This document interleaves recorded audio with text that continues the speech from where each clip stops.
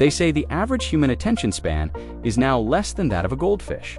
But you aren't average, you're just distracted. Every app on your phone was built by engineers paid millions of dollars to keep you scrolling. Every notification is a tactical strike on your potential. While you're chasing likes and cheap dopamine, the life you actually want is slipping through your fingers. What if you decided to stop playing their game? What if you took 90 days to become a ghost? Welcome to the Knowledge Tub. Today, we aren't just talking about productivity. We are talking about an architectural reset of your entire life. This is the monk mode protocol. To fix a system, you must first understand why it's broken. We live in a state of cognitive. You think you're awake, but your brain is actually drowning in a chemical called dopamine. Dopamine isn't about pleasure, it's about anticipation. Every time you pull down to refresh your feed, your brain is gambling. Will there be something new? Will someone like my photo? This constant spiking of dopamine has raised your baseline. Because your baseline is so high, normal life feels boring. Reading a book feels like a chore. Working on your side hustle feels like torture.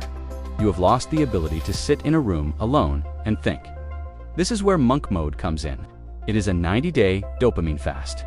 We are going to intentionally crash your baseline so that hard work becomes enjoyable again.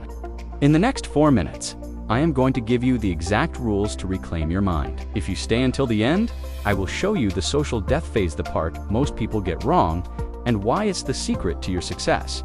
A monk mode without rules is just a vacation. To see a transformation, you need boundaries. There are 3 non-negotiable rules for the next 90 days. Rule number 1, digital isolation. You are deleting TikTok, Instagram, and any app that has an infinite scroll feature. If you use social media for your job, you use it only on a desktop and only for scheduled posting. No exploring, no checking. Your phone is now a tool for communication and utility only. Rule number 2, the 4-hour deep work block. Every single day, you will commit to 4 hours of deep work. This is not answering emails. This is not organizing your files. This is the one task that actually moves the needle. If you are a developer, it's coding. If you are a writer, it's writing. No music with lyrics, no phone in the room, just you and the work. Rule number 3, physical foundation. You cannot have a high-performance mind in a low-performance body. You will exercise for at least 30 minutes every day. This isn't about looking like a bodybuilder. It's about hormone regulation. Exercise clears the brain fog that builds up during your deep work blocks. You might be thinking, can't I just do monk mode for 2 hours a day? Science says no. There is a concept called attention residue. When you switch your focus from a complex task to a quick check of your phone, your brain doesn't switch instantly. A residue of the previous task stays stuck in your mind. It takes about 23 minutes for your brain to reach full concentration again. If you check your phone once every 20 minutes, you are never actually focused. You are living in a state of mental fragmentation. Monk mode eliminates the residue. By staying in one state for 4 to 8 hours, you achieve what psychologists call flow. This is where 1 hour of work is worth 5 hours of distracted work. This is how people build empires while everyone else is busy staying updated. Now we address the hardest part, the part no one likes to talk about: social death. When you start monk mode, you are going to lose friends. When you stop showing up to the late-night hangouts, the casual dinners, and the time-wasting weekend trips, people will notice. They will try to guilt-trip you. They will say, you've changed, or that you're acting superior. You must understand, most people are terrified of someone who has a mission.